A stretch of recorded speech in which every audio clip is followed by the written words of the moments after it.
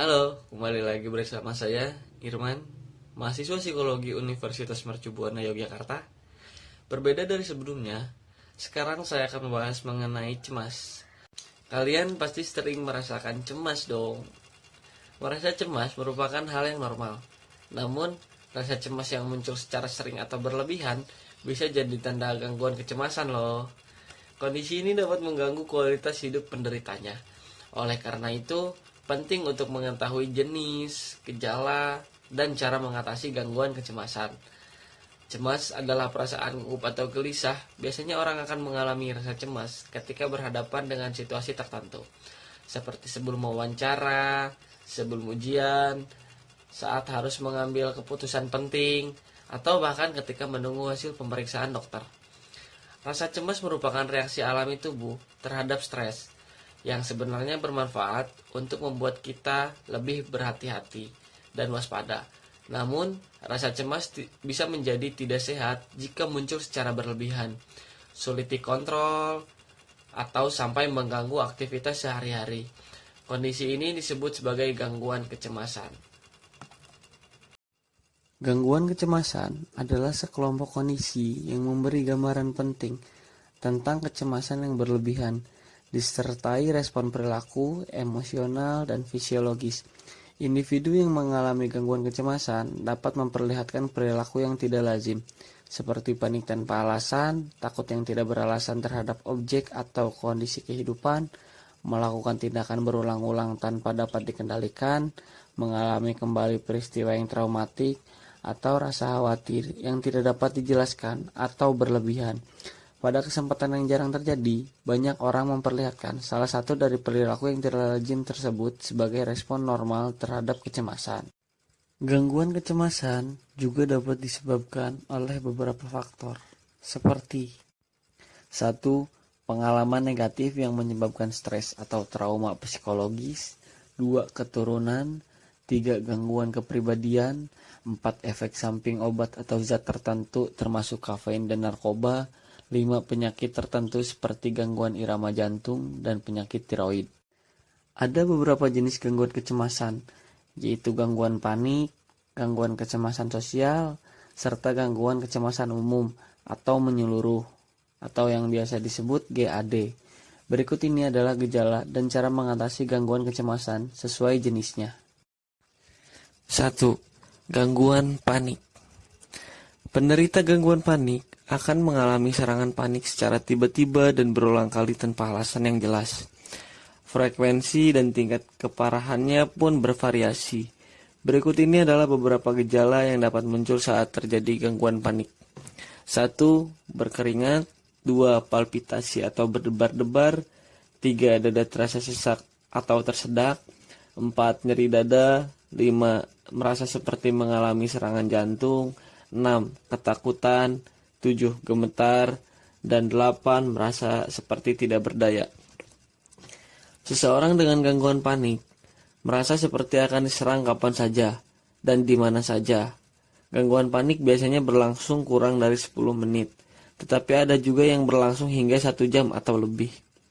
Jika mengalami gejala berupa jantung berdebar atau nyeri dada saat serangan panik muncul, Anda disarankan untuk duduk dan memejamkan mata, kemudian tarik napas dalam-dalam melalui hidung dan hembuskan melalui mulut.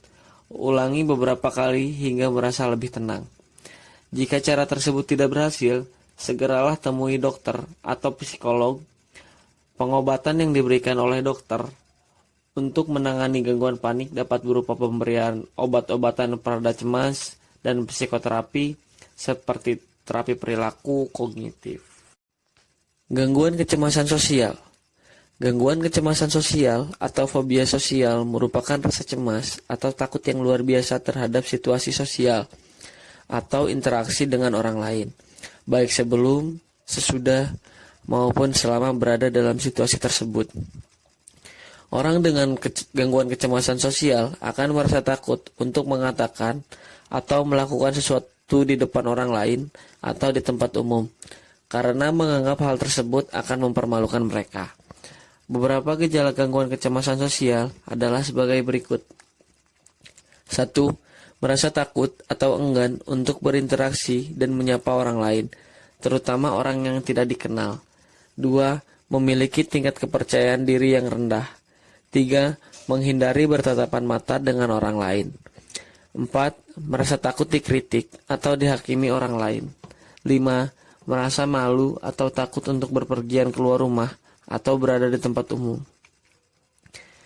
Gangguan kecemasan sosial berbeda dengan perasaan malu biasa. Orang yang pemalu umumnya masih bisa melakukan interaksi sosial atau berkomunikasi dan menjalani aktivitas sehari-hari, meskipun mungkin akan merasa malu jika harus bertegur sapa atau diajak berkenalan dengan orang lain. Jika rasa malu atau takut berinteraksi dengan orang lain dirasakan sangat ekstrim, sehingga menyebabkan kesulitan dalam menjalani aktivitas sehari-hari dan bersosialisasi, maka kondisi ini perlu mendapatkan pertolongan medis dari psikiater atau psikolog. Pengobatan gangguan kecemasan sosial bisa berupa konsumsi obat pereda cemas dan antidepresan, serta terapi perilaku kognitif sebagai bagian dari psikoterapi. 3. Gangguan kecemasan umum atau yang biasa disebut dengan GAD. Jenis gangguan kecemasan ini membuat penderitanya merasakan cemas secara berlebihan yang menetap dalam jangka waktu yang lama. Biasanya hingga lebih dari 6 bulan. Penderita GAD akan sangat mengkhawatirkan banyak hal, misalnya keuangan, kesehatan, atau pekerjaan. Seseorang yang menderita gangguan kecemasan umum biasanya tidak fokus pada suatu hal, sulit berkonsentrasi, dan tidak merasa santai. Pada beberapa kasus, rasa cemas ini bisa begitu berat hingga menimbulkan depresi. Berikut ini adalah beberapa gejala yang dapat dirasakan oleh penderita gangguan kecemasan umum. Di antaranya, 1. Gemetar dan keringat dingin. 2. Otot tegang. 3. Pusing dan sakit kepala. 4. Mudah marah. 5. Susah tidur. 6. Dada berdebar-debar. 7. Sering merasa lelah. 8. Sesak napas. 9. Sering ingin buang air kecil. Dan 10. Tidak nafsu makan. Pengobatan untuk gangguan kecemasan umum bisa ditempuh dengan 2 cara, yakni melalui psikoterapi dan pemberian obat-obatan psikotropika atau obat penenang. Jika dibiarkan tanpa penanganan yang tepat, gangguan kecemasan dapat berdampak buruk dan mengurangi kualitas hidup penderitanya. Oleh karena itu, jika Anda mengalami rasa cemas yang berlebihan hingga mengganggu aktivitas sehari-hari, sebaiknya segeralah berkonsultasi dengan dokter. Baiklah, sekian edukasi dari saya. Mohon maaf bila ada kekurangan. Terima kasih. Jangan lupa like and subscribe-nya ya teman-teman.